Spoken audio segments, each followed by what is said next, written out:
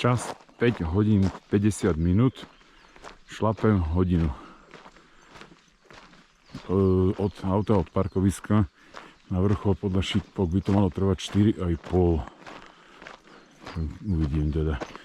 Idem hodinu, len teda najstromšie ešte ma len čaká. Ale zase neponáhľam sa nikam. Dôležité je vylez hore a ešte dôležitejšie je zlez dole. Aby sa nič nestalo, nech je všetko v poriadku. Lebo uvidím, keď vyjde to slnko, aký bude prípek, to bude asi masaker.